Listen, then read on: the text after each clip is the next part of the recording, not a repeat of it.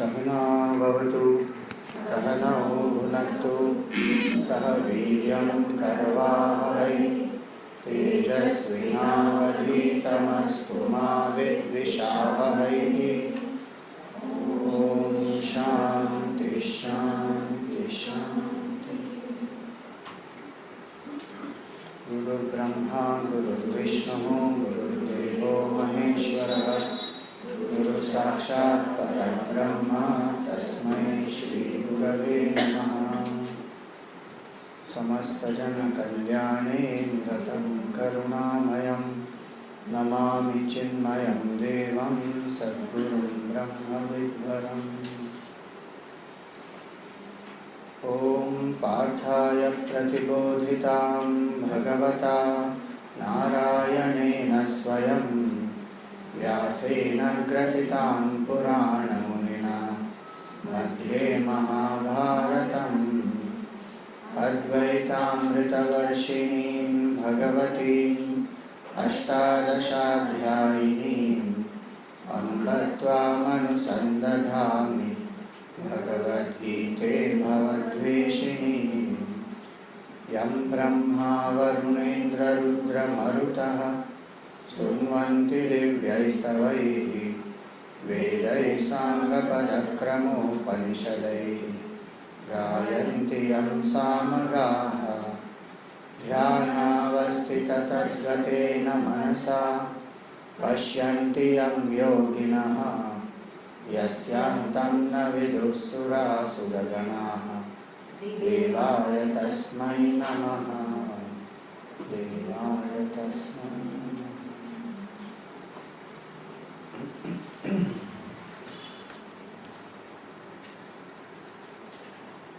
So the fifth chapter will start today. Fifth chapter is called Karma Sannyasa Yoga. This chapter is about getting to know the difference between Karma Yoga and Karma Sannyas and finding out which is more appropriate for a person. So this chapter begins with a question of Arjuna. Let us read that. First one. Om Shri Paramatmane Namaha. Om Shri Paramatmane Namaha. Atha Panchamodhyayaha. Arjuna Uvacha. Sannyasam Karmanam Krishna. Sannyasam karmanam Krishna. Punaryogam cha shamsasi. Punaryogam cha shamsasi. Yachreya etayorekam. Yachreya etayorekam. Tanme bruhi sunishchitam. Tanme bruhi sunishchitam. So Arjuna asks the question that Sannyasam Karmanam Krishna.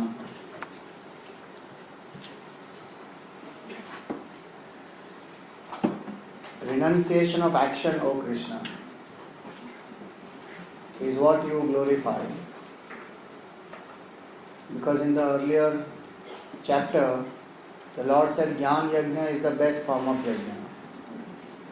And when one has made oneself ready, then one should pursue knowledge, and he praised knowledge a lot. We saw the three analogies that he gave.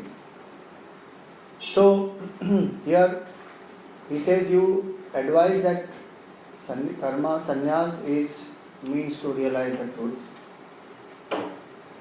Punar yogam cha shamsasi. And also you say that one should do karma yoga. Yachre etayo rekam. Of these two, which is the best one for me? He asks. Tanme bruhi sunishchitam. Please tell that to me decisively. This question of Arjuna actually is a universal question. Many times we also feel, Swamiji, ये सब छोड़ छाड़ के हम चले जाते बहुत हो गया. Only when I renounce everything, I leave everything and go somewhere, and then Shanti will come. So either by renouncing the action So that is one method. So one feels that if I renounce all the activity that I am doing, I will find peace. Because this activity is the cause of all agitations in the mind. And on the other hand, it is said, no, stay where you are, dedicate your actions to the Lord, and through the Karma Yoga, you can realize the absolute truth. So similar question Arjun had asked even in the 3rd chapter in the beginning. Jayasi chet karmanaste mata buddhe janardana tatkim karmani ghore mam niyojayasi keshava. If you think that knowledge is superior to action, then why are you pushing me to do action, and that also such terrible action like war? So it appears that there is a similar question again here. But there is a big difference. In that he understood that the path of knowledge and the path of action, they are two serial paths. They come one after the other. So through Karma Yoga, one prepares oneself, gets the mind more and more selfless, single-pointed, and then one pursues knowledge. They are not two parallel paths. That one can follow Karma Yoga or one can follow Jnana Yoga. Now here Bhagavan, he is asking the question specifically for himself. That for me, which is the best one, you tell me. Because I am confused. He wants to run away. So he is asking, please tell me, for me, which is the best one. Now he has actually put Bhagavan into a fix. Suppose Bhagavan says karma sannyas is better, that's what Arjun wants, to go away. And if he says, no, karma yoga is better, he says, then why karma sannyas is there? So you see, in the Gita, one beauty of the whole scripture here is that whenever a question is asked to the Lord, he will not give a one answer that this is the best. Because what he focuses on is he will present both the alternatives, he gives the analysis of both, and then he says, you decide. So beauty of the Gita is this, that Gita doesn't give one solution. Gita focuses more on the process of thinking than just the conclusion. We want more the conclusion, faster. Just tell me now what I have to do. We say, no, this means this. You tell me what to do. I didn't ask you the detail. Because process of thinking we don't focus much on. Gita says the conclusion is unimportant if you are not able to focus on the process. How did I determine this? It is like exam, A maths problem is given. I know the solution is this. So sometimes one writes a few equations, in between does something, and then writes the answer at the end, says hence proved, over.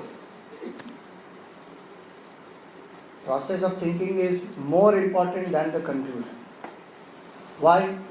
Because we are really living in we live in a dynamic world.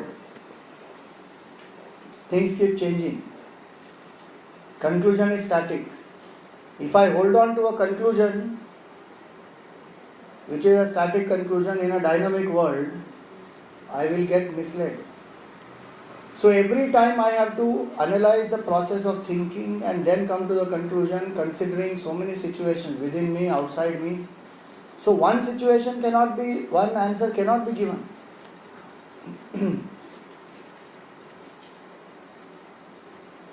Also, it is not possible for two different individuals to follow the same answer. Suppose Bhagavan had told Arjun, Arjun, for you Karma Yoga is the best, you just do it.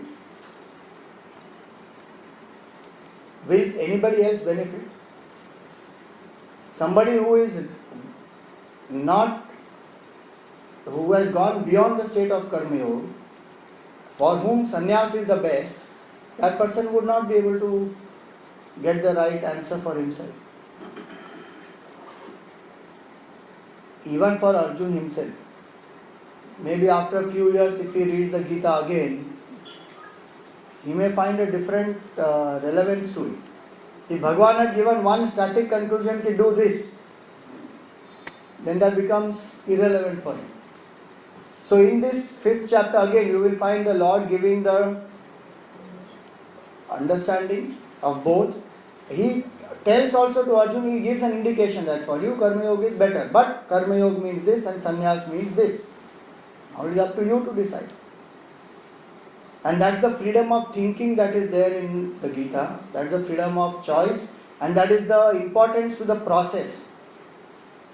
If Gita says, that karmanyevadika raste ma phaleshu kadachana, you can see the practical application of the Gita in the Gita itself, where the result, which is thus the conclusion, is not as important unless that process is focused upon. So if we say that means are as important as the goal, in the same way process of thinking is as important as the conclusion. So now when Arjuna has been, Arjuna is asking this question. His question means that should I be a full-time seeker where I renounce my worldly duties and I renounce my worldly way of living, doesn't mean that he will not do any action, but full-time I pursue only spiritual knowledge. So I listen to the scriptures, I read, I understand, I reflect, I share that knowledge, I spend some time in meditation, I do some seva. That is called full-time dedication to spirituality. Please remember, karma sannyas does not mean renouncing all activity and sitting like a stone. That nobody can do. We saw in the 3rd chapter, Bhagavan says that action is the very signature of life. Everybody has to act. But the direction of action can be different. One can be towards the fulfillment of the desires, another can be towards the pursuit of knowledge. So karma sannyas meaning I have seen desires enough and more. Now I am pursuing knowledge. So it is a full-time job. And I am a full-time seeker, seeking only the spiritual knowledge. That's my priority. Karma Yoga means to be in the world, continue to do the duties in the world, with the family, living a normal way of life, but dedicating that to the Lord. So this is the question, should I be a full-time seeker or should I be a part-time seeker? Actually that is not even part-time seeker. It appears like that. But Karma Yoga is a full-time sadhana. But through the duties, that whatever I am doing, from morning to evening, entire thing I dedicated to the Lord, then it is fully Karma Yoga. Karma Yoga doesn't mean a few moments when I am just doing some worship of the Lord or study of the scripture, that much is Karma Yoga and rest of it is my only duty. No. So now this is the question that Arjuna has asked. That should I be renouncing everything in the form of my duties and focus exclusively only on spiritual knowledge, or should I continue to do this duty of mine, dedicating it to a higher purpose? Now let us see what the Lord says.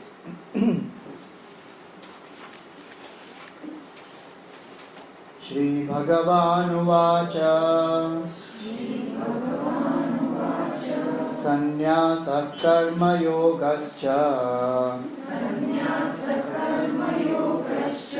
Nishreyasa Karavubhau Tayostu Karma Sannyasat Karma Yogo Vishishyate.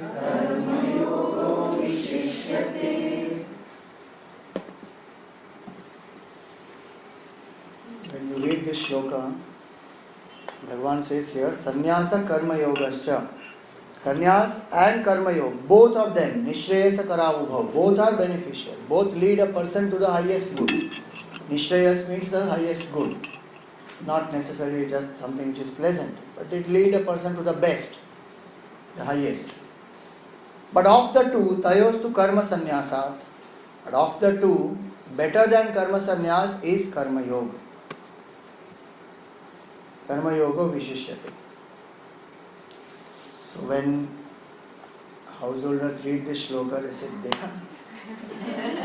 He said before, to stay in the world and do the duties and dedicate it to the Lord, that is more difficult. Renouncing the world, kya hai? Easy. But remember, Adhikara, Arjun is not yet qualified. If somebody comes to apply for a PhD who has not even finished 10th standard, what will that person say? For you 10th standard is better. That does not mean that people who are pursuing PhD are useless. It is a question of the adhikar. Adhikar in Sanskrit means qualification. Adhikar doesn't mean right. So whoever is qualified for whichever, both parts, that's why in the first line he says that both lead to the highest. Please remember, nothing is inferior, nothing is superior. That's another beauty of the Gita and this whole Vedic knowledge. It is not that Karma Yoga is lesser and Sannyas Yoga is higher. Or a Karma Yogi is inferior and a Sannyasi is superior. No. They are on par. And we have so many examples of people who have realized the truth, living in the household, doing their own duties.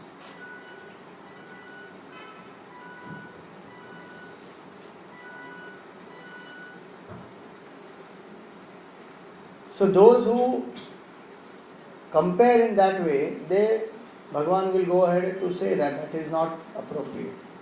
Children will compare like that. Both of them are equal, Karma Yoga and Sannyas. But for Arjun specifically, when he has to give the advice, he says, Arjun, for you, Karma Yoga is the best.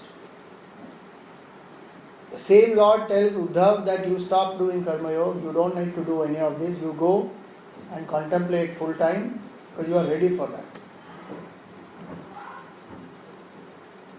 So there are always the two means, preparatory means and direct means for any action, for any achievement also. Even simple thing, if I want to cook the food, the preparatory means is the cutting all the vegetables, washing them and making the bowl ready and the water and everything. That is the preparatory means. Even if I mix all these, the dish will not be ready until the fire is lit. So fire is the direct means of cooking. Everything else is the preparatory means. And are not both important? Preparatory means also is important and direct means also is important. They both follow. The preparatory means is followed by the direct means. In this, Bhagavan says that a person who is following Karma Yoga, for that person who is ready. Now how do I know that I am not ready to renounce anything, everything? See, if there is a person who is ready to renounce, this question only will not arise in the mind of that person. Should I renounce or not? That person will renounce and go. Why? Because the vairagya or the dispassion that that person has is very, very high. 80%, 90% is a dispassion. So there is no more interest left. But as long as there is some interest in our mind for some enjoyment, as long as there is some comfort that one is attached to, as long as there are desires which are there in the mind, as long as dispassion is not very strong, and not only it should be strong, it should be consistent. There are some people who get very dispassionate. That happens when, let us say, some big disappointment happens in life. Then they get that, they appear that they got dispassion. You know what is there in this world? It's a maya hai. So if some loss in business or some broken relationship or somebody very near and dear one passes away, at that time, phase of disappointment when it is there, then the mind feels as though no interest is there, I don't want to live also, what is there. That is not vairagya. The term for that is called smashana vairagya. It lasts for a very few moments, as long as one is in the smashan and for a few days maybe. It goes away. So not only dispassion should be very high, there should also be consistency in that. And it should be based on vivek. Vairagya must be based on vivek. It cannot be just because of some dispassion, some disappointment. So if that person has that, Swami Chindananji's Guru, Swami Tapon Maharaj, was very, very dispassionate. No desires only. to enjoy anything in the world. At a certain age, when he was very young, he had decided, and when he was in the household life doing the duties, after finishing his work, etc., he used to go sit in samadhi for 8 hours in the night. So very high level of dispassion and devotion he had. And so he decided to renounce, and that in those few months when he decided to renounce, his father passed away. So he had to wait back for 8 years in the house, continue to do the duty, because his brother was very young and he had to bring him up, make him self-sufficient. So for 8 years he did that, and when the brother was ready, he said, now I am good. And he went. So a person who has that kind of a dispassion, while living in the household itself, the person lives with a lot of detachment, equanimity, there is devotion in the heart. If all these are there, that means I am ready for sannyas. Cravings are not there. If all this is not there, then one should know that I should prepare myself, so let me do Karma Yoga Sadhana. If Arjun had dispassion, 12 years, he would not have put efforts to get weapons. He would have put efforts to discover the Lord. So he was waiting for the war. It's only temporarily that his emotion has disturbed him, so he feels that I better go away into the forest. So to Arjun, Bhagavan says that Karma Yoga is greater than Karma Sannyas. And this applies to majority of us. Even we are doing Karma Yoga. The sannyas that we have taken is called Vividisha Sannyas. So Vividisha Sannyas means where there is an intense desire to know the truth while serving the society. So that one keeps purifying the mind and keeps doing the sadhana of sharing this knowledge through loud reflection. Manan happens. And one keeps on steadily moving towards that. Paramarth sannyas is very different, where the doership only is not there. That's the height of sannyas. When no doership exists in the person, one becomes absolutely empty. So, what we have to understand is, where we are, from there we need to progress ahead. And there is nothing lesser and nothing greater. Now let us see, why is it said that Karma Yoga is greater? It's not only applying to Arjun, but to majority of the human beings, this will apply. Let us see why it is said Karma Yoga is greater than sannyas.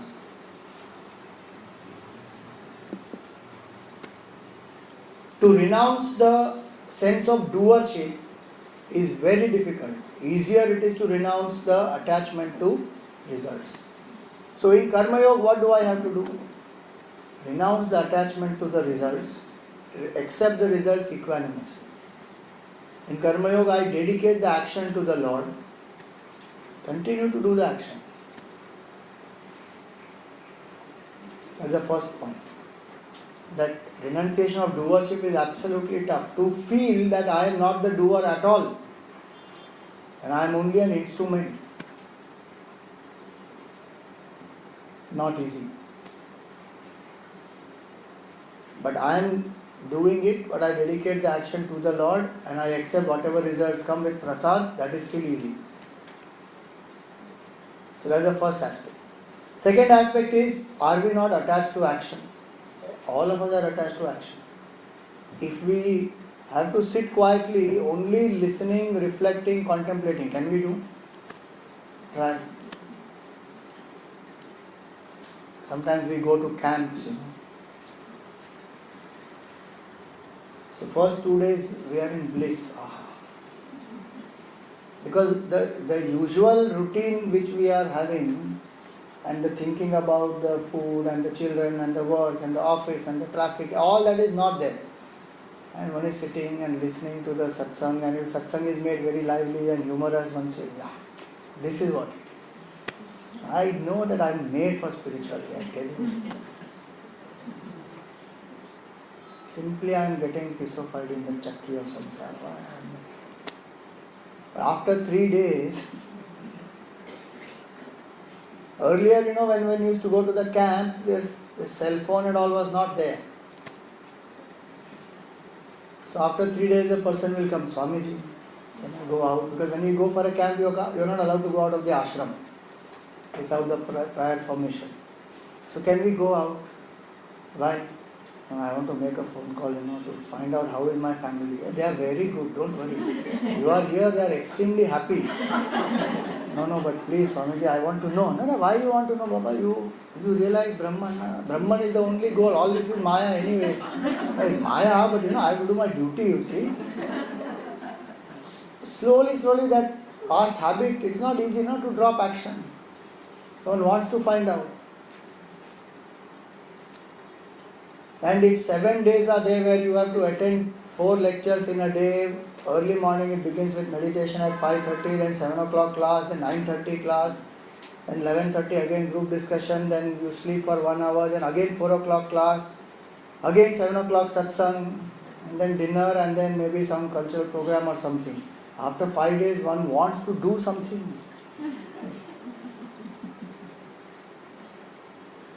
It's not at all easy to just read, reflect and realize. Impossible.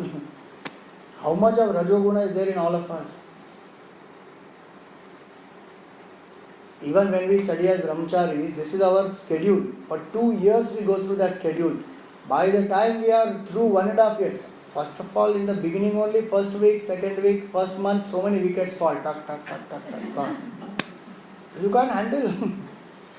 From a very active life, suddenly you come to this kind of a life, it look very passive. But keep listening and listen. And what do you have to listen for 2 years? You are Brahman, you are Brahman, you are Brahman, you are Brahman. Same, the book is saying the same thing again and again in different ways. By the time you manage to cross 1.5 years, last 6 months, they call what is called as Uchchatan Maya. Uchchatan Maya hits everyone. What is Uchchatan Maya? Uchchatan Maya means you feel like going from that place. Leave that place and go there. That will become more happy. Same thing happens in the camp. By 5 days, Uchchatan Maya says, the last 2 days is like, when will I leave? Because mind cannot handle after some time. So, when we say that action, we are attached to activity. So even in that whole Shramda, in that whole schedule of Brahmachari code, there is one slot of 30 minutes which is called Shramda, where you have to do some physical labor. That is the only outlet there to do some physical activity. There is no sport. Sometimes there is no yoga also. So from morning to evening the sadhana is what? Study, reflect, meditate. Study, reflect, meditate. Learn Sanskrit, learn chanting, learn the scriptures, reflect on them. How long can one do? It becomes very difficult. Hence we have to know that all of us are attached to activity and we must have a balance. While I am doing Karma Yoga, let the activity be dedicated to the Lord. And at the same time spend a little time every day, morning, evening, in quiet moments of meditation. 20 minutes, not more than 20 minutes. Begin with that small dose. Even begin with 15 minutes, doesn't matter. Gurudev always said in meditation, length does not matter, try depth. 15 minutes of deep meditation or quietude where you feel the joy that yes, mind has become quiet. On an average, it will take 15 minutes to settle down the mind. Experience few 1 or 2 minutes of silence and then come out of it. Don't be greedy for that silence. Yeah, so nice. Little more I will be. No. Get it out at that point in time. Because after that, if we prolong, mind will start wandering. So to begin with 15 minutes morning, 15 minutes evening, start. There are lots of people who go to this camp now where they become monk for 10 days and meditate the whole day. When one comes back, how many are able to follow that simple, practice which they tell you to do, that every day meditate only for 2 hours. 10 days you meditate almost the whole day, or almost 6 to 8 hours a day. You meditate only 2 hours. Why is it that we are not able to meditate 2 hours? When I meditated for 10 days, 8 hours in a day, reason is we are attached to action. It is not possible to live. For a few moments, few days, depending on our willpower and many other factors, we may like it, we may be able to do it. But the intrinsic attachments which are there to action, they can't go so easily. So, one reason is we are attached to action, hence let us continue to do Karma Yoga. Second reason is to dedicate the action and accept results as prasad is much more easier than to drop totally the doership and enjoyment. Third one, Karma Yoga doesn't require any special qualification. Where I am, I just need to dedicate it to the Lord, whatever I am doing.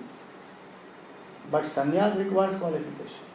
Vivek, Vairagya, Shatka Sampatti, Mumukshutvam, all that has to be there, then sannyas is possible. Even this much is not enough for sannyas. Then you have to go to the Guru, listen to the scriptures, do reflection. So the job of a sannyasi is actually only to do contemplation, nididhyasa. So this much qualification is required, which is not easy. Hence it is said Karma Yoga is better. Karma Yoga Vishishyate.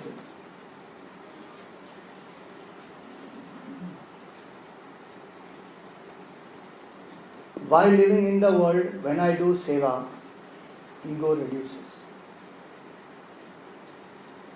Very effective is Karma Yoga sadhana to reduce the ego. But if I am not ready and I just simply withdraw from all activity and just read, reflect, meditate, it is possible that the ahankar of knowledge can arise. That is called jnana ahankar. That these people are all, ये तो गृहस्थी राजसिक लोग हैं ना, I can do it. On Shivratri, I sit the whole day. I'm not talking about me, somebody. I can sit whole day Swamiji. I don't drink one glass of water and I keep chanting Om Namah Shivaya, Om Namah Shivaya, Om Namah Shivaya. Fact. Very difficult it is, subtle it is. The ego is so subtle, it just comes. And subtlest of all the ego. There are different types of ego. Dhana ahankar, man ahankar, prema ahankar. There are different types of ego which are there. Nobody loves like me, I am unconditional lover. But subtlest of all is jnana ahankar. That I know. So if one is not ready, it doesn't have that surrender, that emptiness, then sannyas also can become a means of ego. I have so many disciples, I have such a big matha and anything, one can just get trapped. So better it is that a person does Karma Yoga sadhana for a long time and reduce the ego. The pressure of ego, the pressure of desire, when it is reduced, even if one is doing Karma Yoga, one is a sannyasi inside. Bhagavan will say that already. So in these different reasons, in Karma Yoga, there is a margin for error. Meaning, see, we don't know what is our past karma. When a particular desire will arise in the mind, we have no idea. Suddenly, if there is a desire to become prosperous, suddenly there is a desire for enjoying some pleasure, suddenly there is a bout of jealousy, anger which arises. How do I know what is my past karma? It comes as I keep living, that karma keeps manifesting. That's why our Guruji Swami Tejomayananji says that people sit and watch Discovery Channel, but life itself is a Discovery Channel. Continuously one keeps discovering some new things which keep happening about oneself. So suppose one is a Karma Yogi and there is a phase of Kama or Krodha which comes. A Karma Yogi has that liberty. Karma Yogi can, even if the Karma Yogi falls for it, one can quickly come back. Saying, no, I should not have done that, and I come back. That is not to justify, but for a sannyasi that is not possible. One has to have complete mastery over Kama and Krodha. So it's like, that's why it is a razor's edge. The rules of sannyas are very, very tough, very high to live up to. Hence it is that these are different reasons why Karma Yoga is, Bhagavan is saying Karma Yoga is better than Karma Sannyas, O Arjun. Now he explains why does he say that. First he comes to Karma Yoga is already explained in 3rd chapter, so he won't go into the details of Karma Yoga. That he already said, stay where you are, do your duty, dedicated to a higher purpose, accept results with equanimity, and then ultimately drop doership. That is Karma Yoga. Now what is sannyas? He explains here. So in sannyas also, as I said, there are 2 levels. One is called as the Gauna sannyas or Vividisha sannyas, and another is called as the Mukhya sannyas. So here first he explains what is the secondary type of sannyas. Neya sanitya sannyasi yo na dveshti na kankshati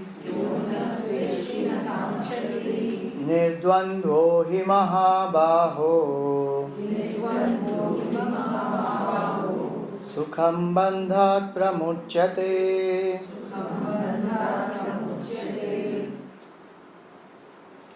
So he says, Nyayasa Nitya Sannyasi. Know that person to be a Nitya Sannyasi.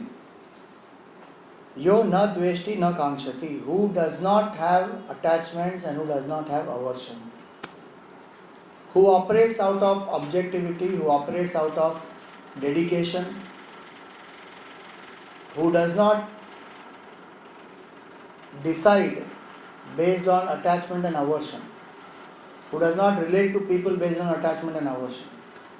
Nirdvandva remains equanimous in all the pairs of opposites. Heat and cold, pleasure and pain, success and failure, remains equanimous. Sukham bandhat pramuchyate. That person very happily will be free from bondage. So this is the Gauna sannyas. Now if a karma yogi is living this, then the karma yogi is equal to sannyasi. Let us remember that. Secondary sannyas and karma yoga can be on par.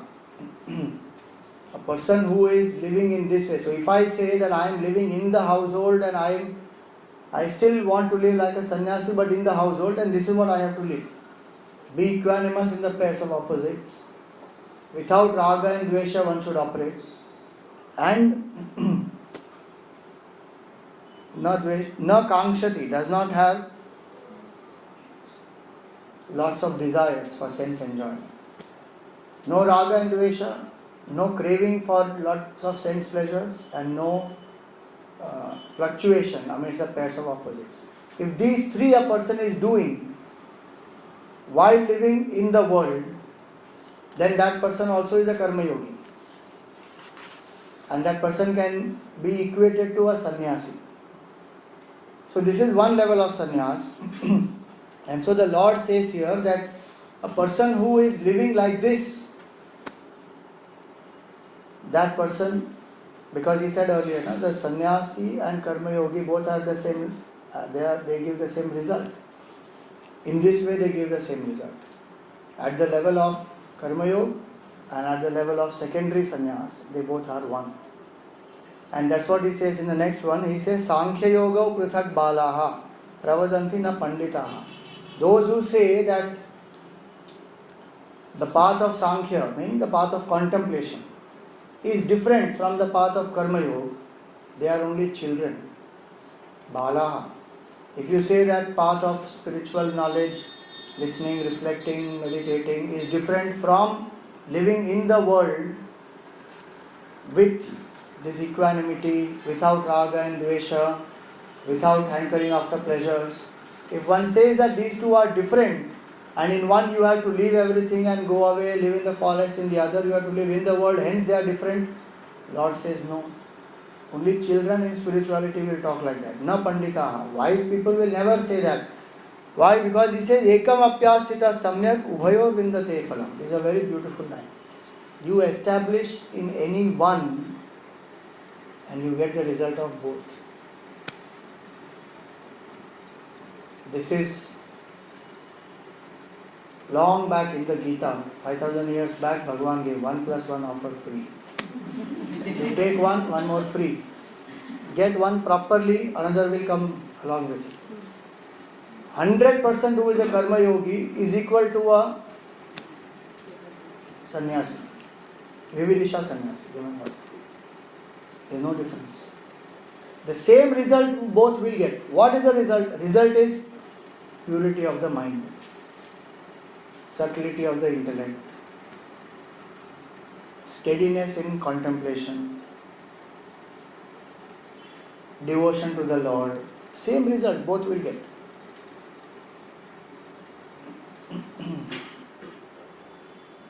Very beautifully I read somewhere, it was said,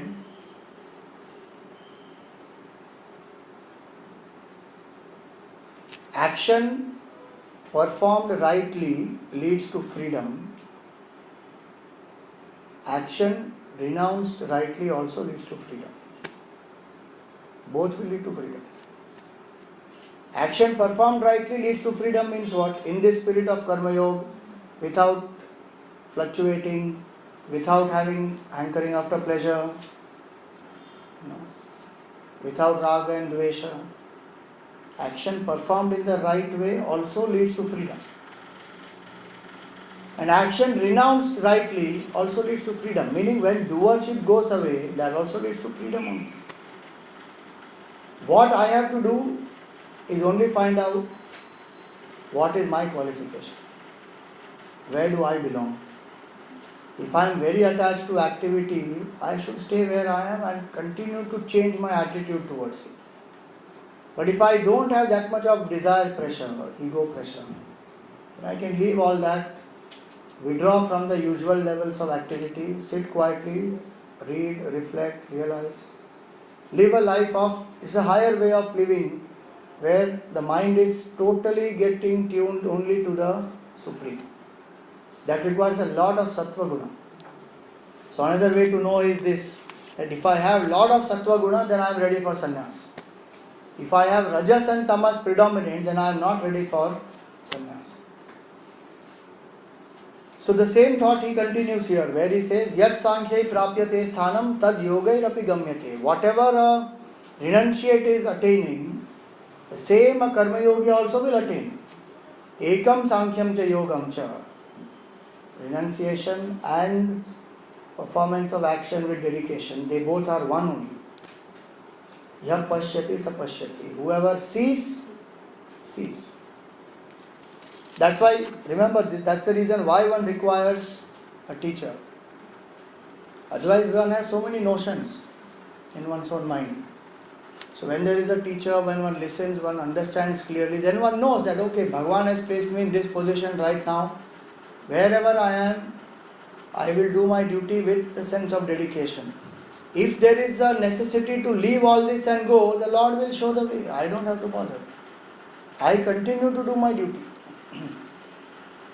And it is not that renunciation alone will lead to that state of happiness. This also, because in this also there is renunciation. Renunciation of attachment to fruits, renunciation of likes and dislikes, renunciation of fluctuation. There is a renunciation in this also, while I am living in the world. But if I don't do this, and just living in the world, doing the duty, enjoying whatever, living without equanimity, living with all raga and dvesha, that is not equal to sannyas. Karma yoga sadhana, when it is done properly, then yes, then that and the renunciation leads to the same thing. But just living in the world as we are living, that doesn't make it karma yoga sadhana. One has to be conscious that am I acting out of right likes and dislikes? Am I equanimous or not? Is my desire pressure reducing or not? If that is happening, that means yes, I am doing karma yoga sadhana. So now having said this, he goes on to explain what is the main sannyas. In the verse number 8 and 9.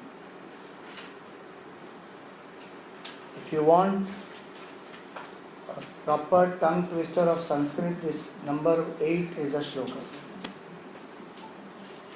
Naiva kinchit karomiti yukta युक्तो मन्येत तत्त्ववित् युक्तो मन्येत तत्त्ववित् पश्यन् शृण्वन् स्पृशन् जिघ्रन् पश्यन् शृण्वन् स्पृशन् जिघ्रन् अश्नन् गच्छन् स्वपन् श्वसन्. अश्वन् गच्छन् स्वपन् श्वसन्. You want to repeat?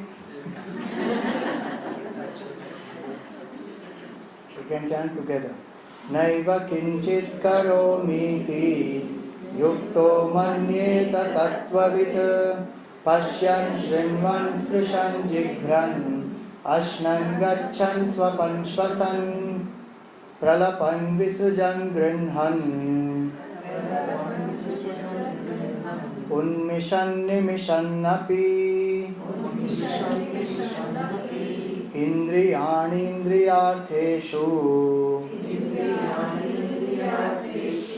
वर्तन्त इति धारयन्.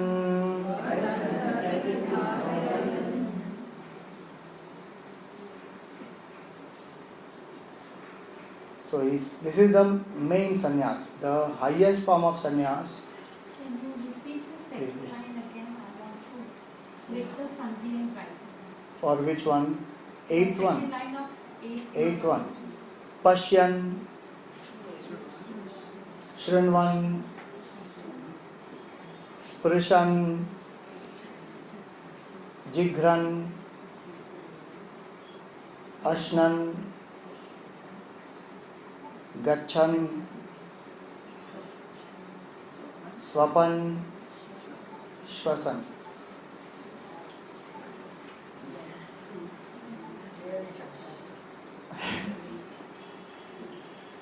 Mainly this is the sandhis which have been done, so it is like one big line.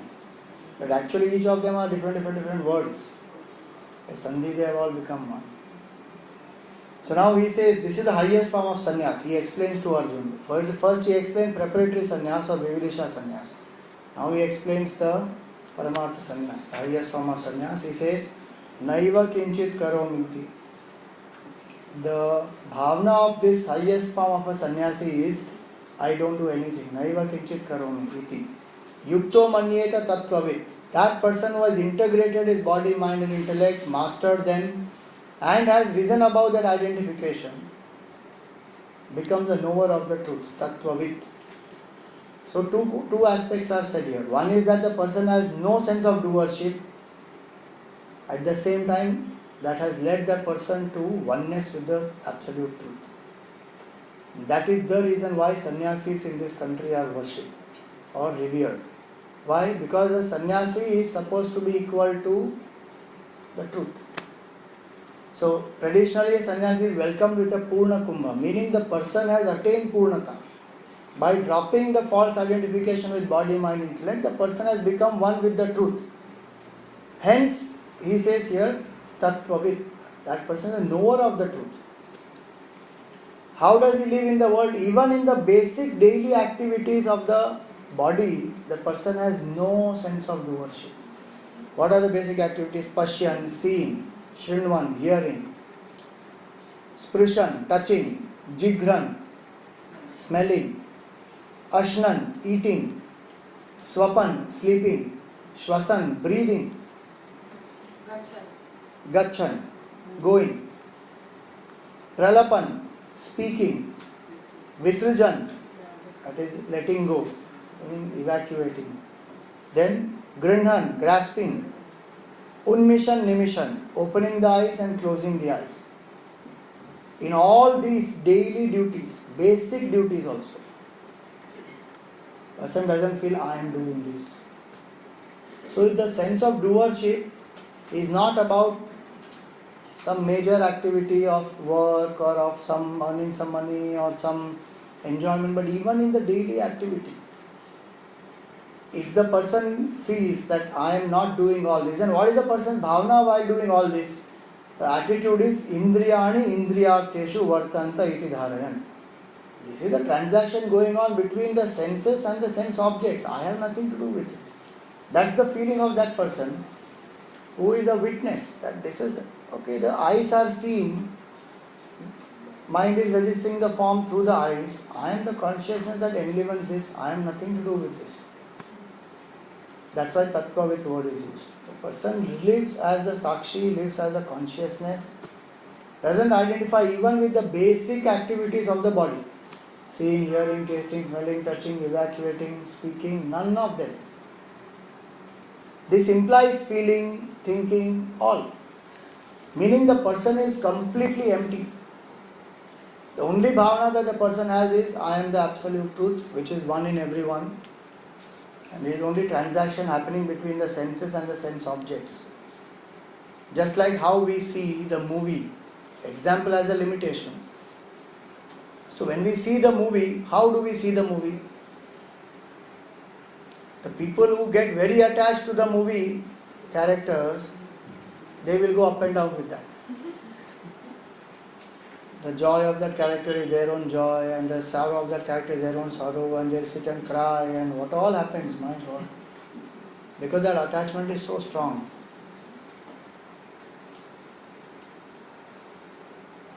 But the person who watches with detachment says, okay, hero is playing this role, and now heroine is playing this role, and now the villain has snatched away the heroine, and then now the hero is praying to the Lord. Going on, it is something, entertainment is going on. That attitude one has towards this equipment also and this whole world. Again, I said the limitation of example. That is only to explain. Actually, the attitude of a sannyasi is nothing is happening. But for us to understand that is very tough. That from their standpoint, there is no world only. Everything is gone. Tattvavit, only one infinite truth is there, bas, and they experience that. But we see them acting, talking, walking, all that. There was one person who came to Gurudev, Swami Chinmayananji, and said, Swamiji, you came from Hyderabad today and you are going to Pune tomorrow? Swamiji was in a very philosophical mood. He said, I don't go anywhere. I don't come anywhere. Yesterday Pune, Hyderabad was in front of me. Tomorrow Pune will be in front of me. I don't go anywhere, I don't come anywhere. And Bharat was stunned, what is this? What is he saying? But that's the way they live. They may not say in the day-to-day life, but that's the attitude, that's the bhavana that nothing is happening. I am the pure consciousness. And that's the reason why can we live like this?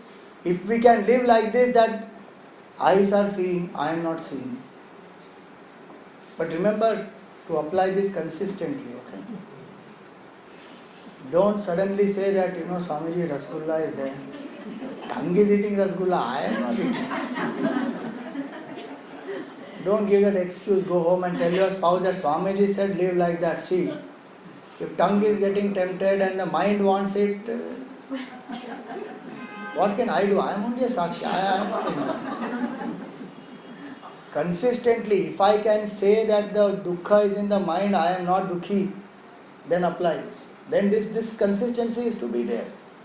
In each and every aspect of my life, if I am living as a Sakshi, then yes, then I am ready for sannyas. Highest level of sannyas. So this is the Paramartha sannyas, that the person feels I am not doing anything. The closest we can understand is the person feels that I am an instrument. Lord is the doer. There was one industrialist who went to a master and he says, what do you do? He said, I do nothing. So the industrialist said, but is that not laziness? The master said, no, laziness is the vice of an active person. So the industrialist didn't understand what? Laziness is the vice of an active person. So he said, yes. Doing nothing, do nothing, and lot of things will happen through you. And doing nothing takes a lot of doing. So that industrialist said, Acha. So doing nothing takes a lot of doing. So you are still doing, no? He said, no. You inquire into who is the doer, and the doing completely stops from inside. It will continue outside. If we actually find out who is the doer, try finding out. That is actual Vedantic inquiry, that who is the doer. Even right now, if you think about it, who is listening and who is talking? Can the mouth talk? Mouth cannot talk. By itself, if the mouth could talk, we had it. Continuously it will keep chattering. But mouth can't talk by itself. Can the mind talk by itself? Mind also can't talk. Only when the mind is active, it can talk.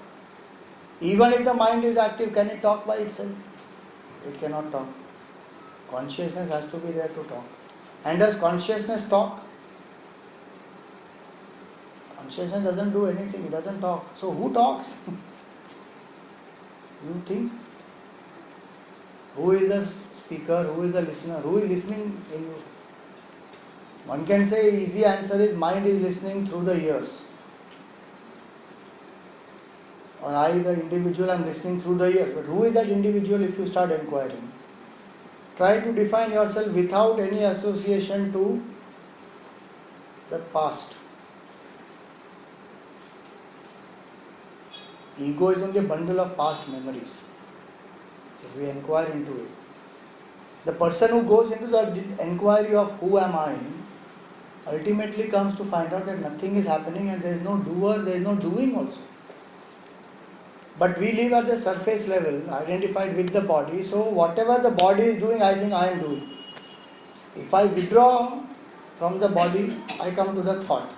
If I withdraw from the thought, where do I come? To consciousness. That's what we do in meditation actually. Meditation is not some concentration or relaxation or visualization. None of that. Meditation is withdrawing systematically from the outside to the body, body to the breath, breath to the mind, mind to the intellect, intellect to the ego, and you withdraw from that ego. Who are you? You reach that consciousness which is actionless, it is infinite. In that nothing happens. So when one starts doing this inquiry, when you start inquiring into who is the doer, the entire doing stops. Because we don't inquire into who is the doer, there is an assumption that I am doing. Who is that I? Suppose you say I am sad. Who is that I? It will be a bundle of thoughts. Somebody said like this to me and I am very unhappy. Why? Because the bundle of thoughts that I had was rejected. Just a bundle of thoughts, inert. So this is actually the sannyas, which the Lord says that highest level of sannyas is where one internally the doership has gone, so the doing stops.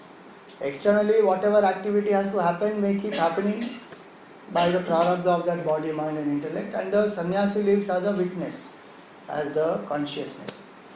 Now this is the attitude of renunciation, which is depicted through the very famous example of the Gita, which is the lotus leaf.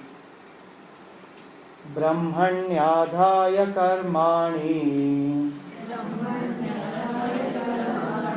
sangam tyaktva karoti yaha lipyate na sapapena padmapatramivambhasa.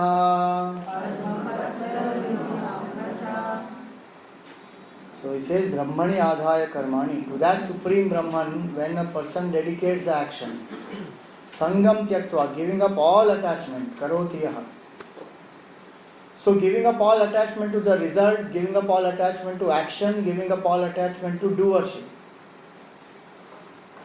When a person acts, dedicating it to the highest, the Brahman or the Lord, whatever one thinks of it, lipyatena sapapena, that person will never be bound by the result or by any form of agitation.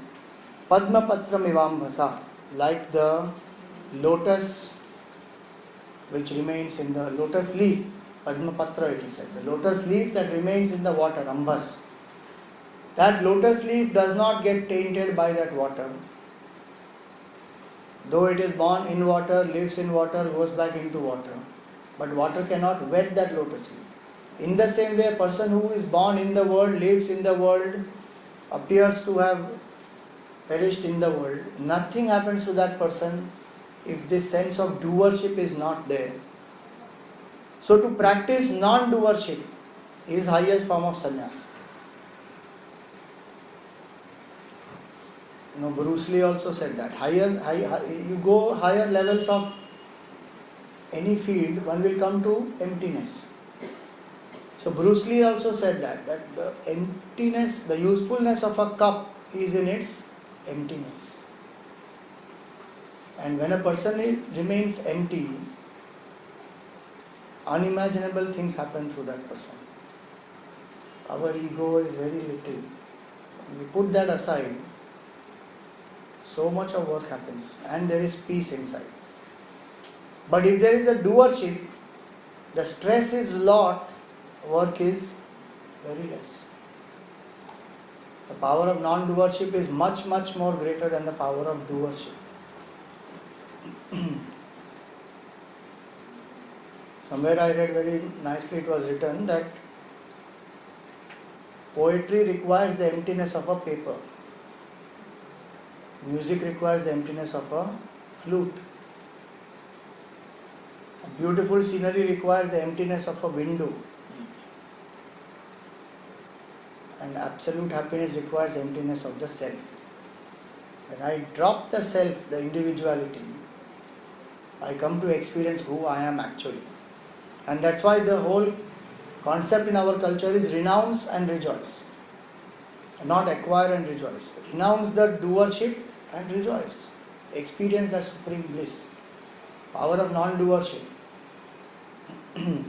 After a lot of doing and transforming the attitude to doing, one comes to non-doership, where there is absolute peace inside.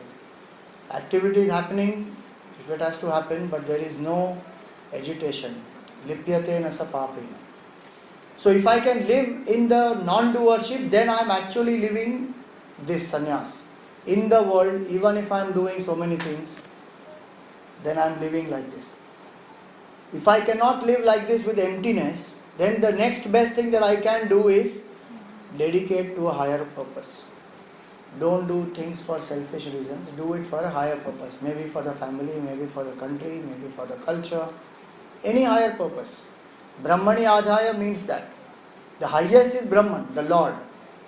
Or even higher than God is, higher than that Ishvara is Brahman, the supreme absolute truth. That's the level of non-doership. But if that I can't do, then next best is I can dedicate to Ishvara, I can dedicate it to family, to culture, country, any noble cause. Then that action becomes Karma Yoga. So for today we will stop here.